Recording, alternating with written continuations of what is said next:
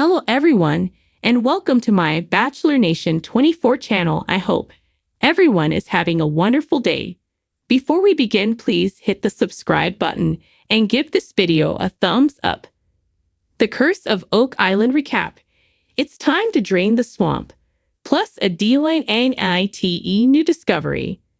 On the Curse of Oak Island this week, it's time to drain the swamp. Meanwhile, Rick and Marty Lagina and their treasure hunting team discovered DYNAMITE 90 feet down in the mud beneath Smith's Cove.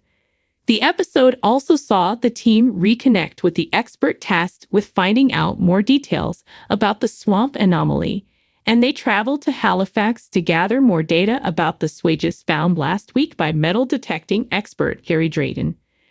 As things get underway on this week's episode, the team meet with environmental geoscientist Dr. Ian Spooner, who has an initial report based on data from core samples from the swamp. His findings revealed that every centimeter of sediment correlates to roughly 10 years' worth of time. He has also found a depressed feature on the landscape, which he describes as fairly young, back 300 to 400 years. When asked if this feature is man-made, he responds in the affirmative. Marty describes the feature as an oddity and says it is more complex than he first thought. He also said it might indicate that at one time there were two islands, not just one. Later, the team arrive at the swamp with surveyor Steve Cooptill to follow up on the rock formation identified by Spooner. Is it a man-made rock wall? Drayton gets into the swamp and finds metal 6 feet below the surface. According to him, his detector is getting short, rapid vibrations, which indicates there is iron in the rock formation.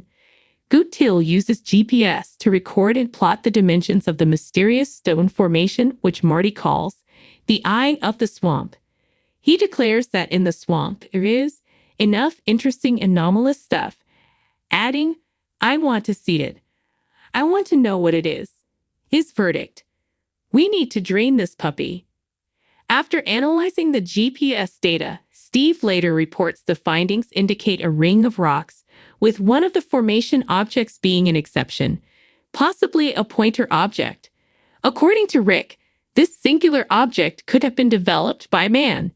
The team agreed that the data is intriguing enough to necessitate draining the swamp in order to literally get to the bottom of things. Next, the team hires Sean Wilson of Wilson Excavation Limited, who is charged with performing a large-scale excavation. For now, there are 3 target areas: the spot where seismic scanning identified a 200-foot object initially hoped to be a ship or galleon, the stone wharf discovered by diver Tony Sampson, and the area described by Spooner, what Marty has termed the Eye of the Swamp. In order to accomplish the project, Wilson must create a dig box consisting of 4 metal barriers which will serve to isolate the dig area, thus preventing cave-ins and serving as a place to store spoils. When constructed, the dig box, also known as a trench cage, will be 16 feet square and weigh 2 to 3 tons. Meanwhile, Alex Lagina, Peter Fornetti, and Charles Barkhouse travel to St. Mary's University in Halifax, where Krista Brasso, Associate Professor of Chemistry, will scientifically examine the 2 metal swages found last week. She is told that blacksmithing expert Simon Legg identified them as tools used to sharpen rock chisels. Could these swages be evidence of tunnel building and possibly medieval? She and her colleague Qing Yang use a high-power electron microscope which can magnify an object to 200,000 times its actual size. They determine there is no manganese in the objects and state it is hard to nail down a date, but estimate they could be pre-1840. Hearing this, Marty declares it to be a potentially exciting scientific report and that the objects could be associated with either a recovery or deposit operation. Rick notes the swages are unlike any other artifacts found on the island. Elsewhere, at the upper beach at Smith's Cove, geologist Terry Matheson meets with a representative from Choice Drilling.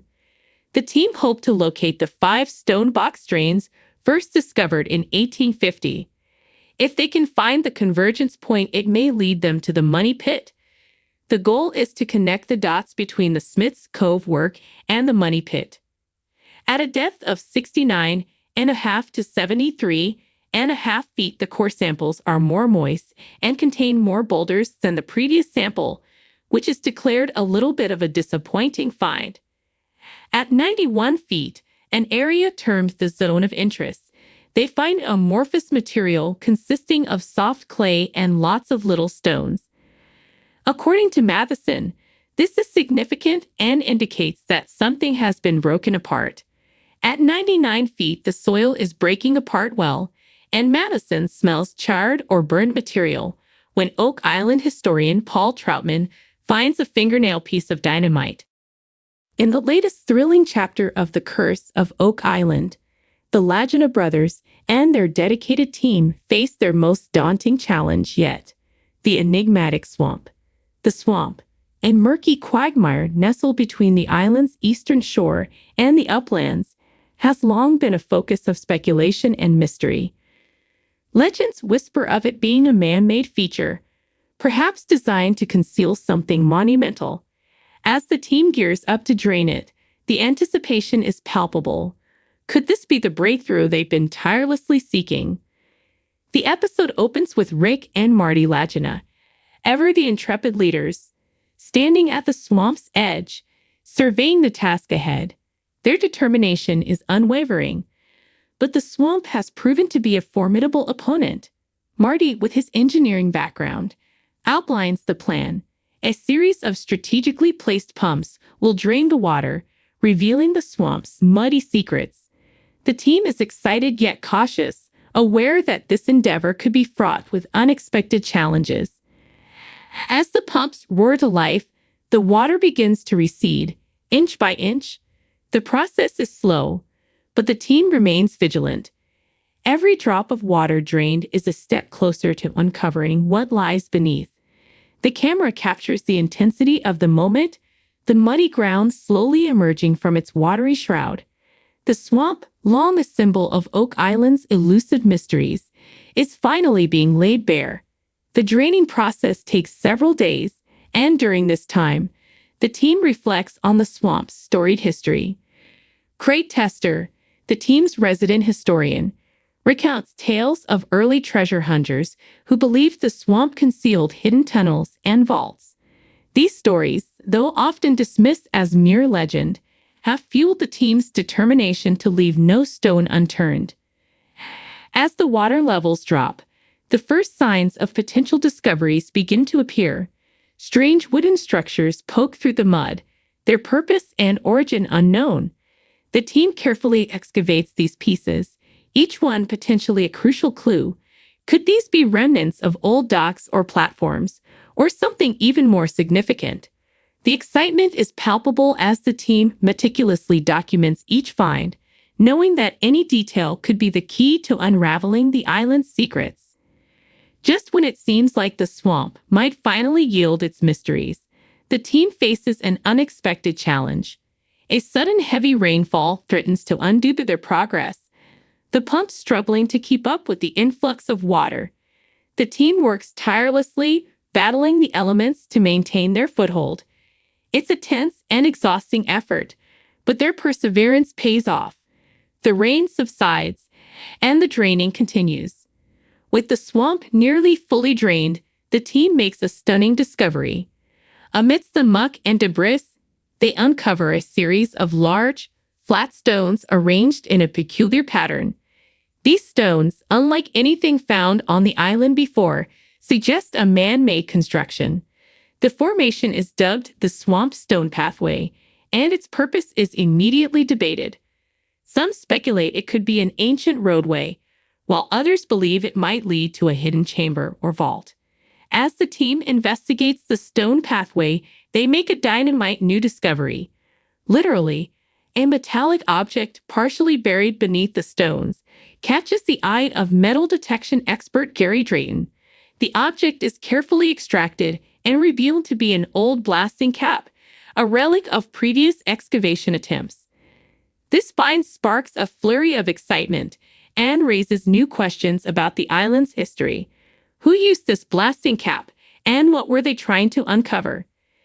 The team consults historical records, piecing together clues that point to early 20th century treasure hunters who may have been on the verge of a significant discovery before their efforts were abruptly halted. The revelation of the blasting cap leads to a new theory. Perhaps the swamp was intentionally flooded to conceal something important. This theory gains traction as the team uncovers more evidence of past excavation attempts, including remnants of old tools and equipment. The swamp, once thought to be a natural obstacle, now appears to be a deliberately engineered barrier. As the episode draws to a close, the team stands at the edge of the drained swamp, reflecting on their journey. The swamp has proven to be a treasure trove of clues and discoveries, each one bringing them closer to solving the island's mysteries. Yet the true treasure of Oak Island remains elusive, just out of reach. Rick Lagina, ever the optimist, delivers a stirring speech to his team. He speaks of their unwavering commitment and the bonds they forged through their shared quest. He reminds them that every discovery, no matter how small, is a piece of the puzzle, bringing them closer to their goal. The team, inspired by his words, pledges to continue their search, no matter the obstacles.